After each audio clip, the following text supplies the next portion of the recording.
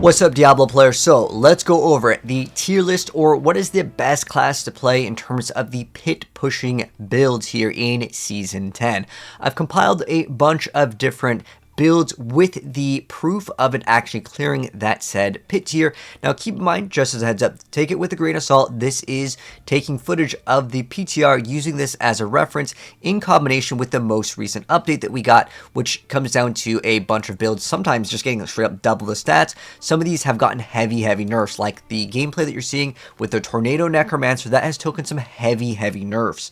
So keep in mind, take it with a grain of salt. This is technically where we have the pit clear here in the black, but I also put kind of a side note with these updates, what are going to be kind of the expected results. And keep in mind, sometimes Diablo, there's unintended bugs. Some of the best builds in this game generally are going to be bugged or some sort of unintended interaction, or it could be something where it's actually underperforming because, well, the buff does not work. That's something that does happen quite frequently in Diablo 4, and hopefully if they do kind of have some mix-ups, it will be addressed within the first week. Now I also want to mention, all of the gameplay of these clears, we're going to be showing off basically tippity top in terms of the gear, as in these players here will have all of their glyphs level 100. If you are a casual gamer, expect to be maybe about minus 20 tiers, and the reason why is these people that are clearing this will fish for that perfect rift, or of course the tier of the pit, to be able to complete it. And I also want to mention really quick that if you are just a casual gamer, play any class that you want. Don't worry too much about this, but I know a lot of people kind of want to know what's the best build, and so this is kind of going to be for you guys. So as far as it goes, this is on record what we have, and again, they will all have the link of the gameplay, so you can see directly that specific build completing whatever tier that we claim that it can actually clear. So it's not just like a trust me sort of a thing. But what I have in the black over here is the clear, and then kind of the expected buffs. What are we kind of expecting to see? So keep that in mind as well, as far as like the buff would be +5, so it would be like 116 would be kind of the expected at the tippity top over here. Okay, so now that we have all that out of the way, let's kind of go ahead and go over them. So for starters, one of the best builds in the game in terms of the pit pushing that's not bugged, okay? I'll start off with the bugged Raven build, because this thing was absolutely crazy. If any of you guys have played it on the PTR, this build was doing like negative damage numbers. This build is going to be receiving a massive nerf, so they're going to probably be fixing the bugs, so expect it to be about 110-ish. Again, take it with a grain of salt. Maybe it's just going to slip through, I don't know, but expect it to be basically heavily nerfed. So there is no build that is bugged to the point where it's going to do a 150, at least as far as we know. So as far as it goes, the highest pit tier that we have on record without like some sort of bugs, because there's a ton of druid bugs that existed on the PTR, which we'll go over, but the highest clear that we currently have on record without bugs is 118. Again, all those will be linked over there, which is going to be the Super Ball Lightning Sorceress. So that does require you to get like the offhand that lets you have a Super Ball Lightning. Remember, you cannot run the Spinning Ball Lightnings, you have to run the Super Ball Lightning, but if you want to play the regular Ball Lightning one, it's not too bad at all. It is capable of doing pit 100, plus you could actually increase it a little bit further. This was like my gameplay that I kind of threw the build together, so I could easily see the regular Ball Lightning do like 105 if you kind of push with it. But again, the Super Ball Lightning is going to be much more powerful, and the reason why is because you can get the overpowers to actually proc correctly. There's a bug that doesn't work with the free bonus cast of Ball Lightning, but with the Super Ball Lightning it converts it and gets another damage multiplier. Alright, so as far as it goes, in second place we have the Blood Wave Necromancer. So this one over here is kind of the same Shadow Dot Blood Wave variant. You've probably seen it. It's kind of the same thing that we've already seen, so there's not really too much to talk about that. The Tornado Storm Necromancer, the Bone Storm Necromancer, is taking some heavy nerfs. Basically, to kind of sum it up really quick, the damage that it will deal is duration, right? Because it spins around. It is getting cut in half, and they also limit you on having maximum 10 tornadoes, and then they also nerf the crit damage by 100x as the max cap. So basically it's taking triple nerfs over here. But if you are interested in doing the Infernal Hordes, this is the #1 build, no question. This is still the best Necromancer build in the entire game for Infernal Hordes, which is the thing that you're going to have to farm. So I still say it's a good build, but as far as pushing, you got to run the other one. So if you're a Necro player, Blood Wave is the go-to. As far as in the Spiritborn, this kind of like next up, a lot of these are like really neck and neck. I want to say that the average like tier that they're trying to make all the builds go to is like 110, because some of the 115 and anything above that is going to be really trying to penny pinch and also fishing for that perfect pit to actually get that clear. But as far as payback Spiritborn goes, there's a lot of buffs in general to the Spiritborn in the passives. I won't go and make this video too long because I could go over every single patch note here, but I'll just kind of save you the time here. Basically, if you're interested in playing the Spiritborn, there are a lot of different builds that you can run that'll probably get you about like 90 to 100, just because there's so much freedom with the Spiritborn. But basically, a lot of their passives like Vicious Shield, all these are getting like doubled or like 20, 30x here and there with a lot of classes here. Now, as far as Druid goes, there's a Storm Slide build that is getting buffed. Everything with the Druid is getting buffed, and that is because there's a thing called Overabundance, which some people did show off, and I put it down here kind of in the separate category because these clears were using a bug, and on average, if you remove the bug, it's about a 10 tier difference, depending on course your luck here, but again, these are going to be utilizing a bug, but it's still pretty dang good with the buffs. So the reason why I'm saying it's buffed in this Druid department and like it's bug minus in this department is because some people were using the bug and some people weren't. So hopefully that kind of makes some sense. But if you're interested in the Pulverize, this may actually turn out to be one of the top tier builds in the game, maybe even beating the Super Ball Lightning Sork, because they're fixing a major bug issue with terrain. And when you would make these poison puddles, what would happen is there's a glitch and it would just not appear. And so if that gets fixed and they give us the Overabundance, and there's a lot more other buffs, again, there's a ton of other buffs with this class, and basically this could be one of the top tier builds, like tier 1 on top. Again, they say it's fixed, but I'll say take it with a grain of salt. Hopefully they can actually get it fixed over here. As far as the Stinger Spiritborn build, that's going to get like a buff of like 5 tiers, because again, all of the passes over here. And then with the Bone Spear, there's a Pet Necromancer build. If you're interested in that, that hasn't gotten any changes. The Crackling Energy Sork hasn't really gotten any changes, but there is a global change on like a lot of Sork builds that would run Static Surge. It is mega nerfed. Just run something else. It's not really that big of a deal in terms of damage, but where it does matter is if you want to become immortal with the Mana Shield, you have to temper Lucky Chance to restore mana on 1 ring. This applies to any build that is running the Cax rune or using some sort of mechanic where you want to usually restore on your weapon. You'd get it as a roll on the weapon. Now you have to make sure that you temper it on a ring for all classes if you are going to be running that. It's not really a nerf, it's more so just like we kind of have to swap something else for all the Sork builds that are going to be using Mana Shield and want immortality.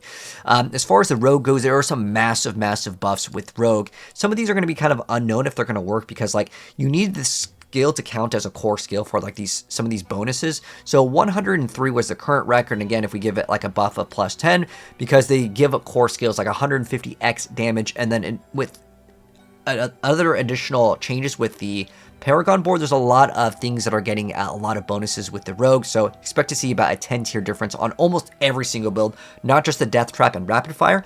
But if you are interested in the Rogue, I would say the top tier builds are going to be the Death Trap as well as the Rapid Fire variant. Now, as far as Spiritborn, Crushing Hand is getting a double buff over here. So you have, again, all of the passes, but with Crushing Hand, this one's like a pretty big number over here. I mean, look at this. It just straight up doubled the stats on the base. So basically doubling it with that, and then again, all the passives. So with even Razor Wings, which is kind of a more fun build. If you want something unique, definitely check out Razor Wings. And then this was getting buffed by, again, 5. All the Spiritborn builds, again, are going up. As far as Ball Lightning, again, this one could definitely push a little bit higher. It's just the only clear that we have on record for the regular. Again, Super Ball Lightning is much better, and I would recommend that one. But if you were a fan of the Season 2 Ball Lightning build, you could definitely lock in and play that. And then I didn't really find that many people playing Barbarian like at all. There actually is a really cool build. I don't know how high it can push in the pit, but if you're doing Infernal Hordes content, there is an AFK Barbarian build that I really can recommend. It's by Rob, and I'll probably have some maybe gameplay of it later when the season kind of progresses. But there's an AFK build where you can have the shouts automatically activate, which is really cool. You don't need to push the buttons at all. But the better variant will be the one where you actually have to kind of piano. You got to keep on spamming with the Barbarian. This is the Hoda Barb in Season 10. And I want to say that even though the damage isn't bad, like you could probably push this a little bit higher. If you really grinded, maybe you get a 105. But remember, that's with like perfect pieces of gear anyway. So like to clear like barely a 100 with the best gear. Obviously, you're not going to have your glyphs at 100 if you want to try to clear it as often, unless you just RNG your way there with the glyph leveling with really low percent chance.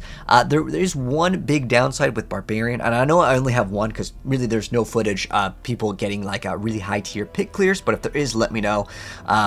But as far as it goes, the Ice Hydra Sork, or any variants of like the Hail of Verglass Sork with the Mana Shield, it may not work anymore with Mana Shield. So it is not a nerf in damage, but it's a nerf in the survivability department that may make people not want to run it. So there is some nerfs to the Hydra Sork. I bet you could probably do a 110 if you really try to squeeze it out. Again, I just base rolled a 100, so it's really easy. And then also, there's a lot of variants of the Fireball Sork. There's a Lightning Fireball variant that's pretty cool.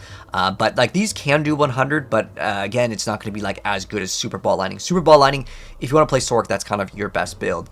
And then for the other builds, like the Companion Wolf Druid, expect to see like a nerf over here, about -10-ish with the bug, and then Shred about -10 as well, because of there's, again, the bug with overabundance, and there's another aspect that this one could actually take a little bit more nerfs. It's just sometimes when you show off these pit clears, they may not show everything, so they could be using more bugs, but again, take everything with a grain of salt. But I do have the video of the clear. I have everything again, and I will link this for you guys.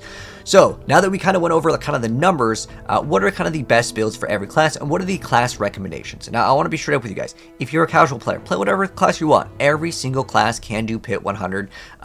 If you do invest a lot of time, but if you're more of like I don't really care to level up all the glyphs, I don't care about triple, quadruple GAs, I totally get that. If you just want to go ahead and have a good time, play any class that you want, you're going to be totally a-okay. But if you really want to push, there are definitely some recommendations. So my overall recommendations for most players are going to be the Sork as well as the Spiritborn. And the reason why I'm going to recommend these in my tier list, now this is kind of like a subjective slash recommendation here, is that these classes offer a lot more freedom, specifically with the new chaos powers and perks. The Sork just lets you scale core skills, which allow you to play anything that you want. And almost any Sork build can do like 90, which is actually very impressive because there's not very many classes that you can just go in and just do it. And the greatest part about the Sork is, since all you do is scale core skills, you could basically run the same pieces of gear almost on most builds, and you could just have extra builds. The Spiritborn has a lot of options as well, and that is due to all the Spirit Hall bonuses going crazy with like Wushnak Pod, Ebiwaka. There's a lot of other really cool things that you can do, and there's going to be a lot more freedom. For the rest of the classes, honestly, I just put them just a tier below because like there isn't as much freedom, and the gearing on some of these is going to require you to do a lot more work, whereas these, you're going to get a lot more bang for your buck, if that kind of makes any sense for the variety that you'd get with the builds. Now, as far as pit pushing, I just really didn't see that many barbs out there, and again, the only barb build that like actually did push like 100 was the Hoda, at least that I have on record. If there are any, let me know down below, but I just don't really recommend the barb specifically because it has a problem, and since Hoda is kind of like the build that I think a lot more people may gravitate towards with the new addition of like being able to run the chest piece in another location that gives you like the ranks to Hammer of the Ancients, it's probably going to be one of the stronger builds, and it's not bad in terms of damage. Like the damage, you can see we could almost like one shot like the Butcher on the hardest difficulty, but the main problem is he has to go up and slam, or if you're doing weapon throw, there's like this other like hurdle that you gotta jump over with cooldown because the way like the build works. Comparing it to the other builds in terms of like piano playstyle, however, if we're talking about just doing Infernal Hordes, I would say Barb is fine because there is actually an AFK variant, but you have to play the AFK variant, and that is using the Death Devil Whirlwind variant. But comparing to the other classes as far as like how smooth that they can play, because Barb is heavy piano playstyle, almost the same with Rogue with Rapid Fire. I want to say the Flurry build will probably be really good for the Rogue as well, but to kind of give you guys an idea, this is visually what I would say is kind of like my recommendation. Obviously, I'm putting Sork at the top because it is just so dang good. However, going over really quickly, what are the top builds for every single class? Spiritborn, there's actually a lot of different ones. There's Payback, there's Crushing Hands. Those ones lock in with that. Quill's actually taking a small nerf, but it's like so small, it really doesn't matter. But you could play a lot of different things with Spiritborn. With Sork, I would really look into Ball Lightning for pushing. With Druid, Pulverize is going to be very strong, as well as the Companion Druid. With Rogue, I would look at Death Trap, as well as Rapid Fire, and then Flurry will be very strong as well. Barb, 0-1, we got a Wrecker's Hoda. With the Necromancer, it's the same thing. It's going to be the Shadow Dot wave that we've seen time and time again. Unfortunately, the Tornado one is going to be good for the open world or whatever other content besides pit pushing. So hopefully that clears things up. If there's any other really good pit push gameplays that have not been seen yet, let me know and I'll add it to the list. But again, I'll also include this for you guys to go ahead and check out, and I'll update you guys if things do change. Remember, Diablo is kind of this game where the best builds are almost always bugged, and I'll update you guys, probably make a day one and a week one and maybe like a month one as far as as things progress, because sometimes with this game there are some unintended interactions and there's going to be cool stuff that gets discovered as the season goes along, and I'll make sure I update you guys. So if you're new here, make sure you guys are subbed with the bell notification on, and I'll update you guys. But anyways, let me know, guys, what class do you plan to play after these updates? And for me, I'm 100% locking in the Sork still for my first class, and then I'm probably going to go Rogue for my second, or whatever's new broken thing, there's new things that become discovered, then we'll probably play that after. But for me, Sork in the #1 spot. Anyways, I'll catch you guys in the next video. Peace out.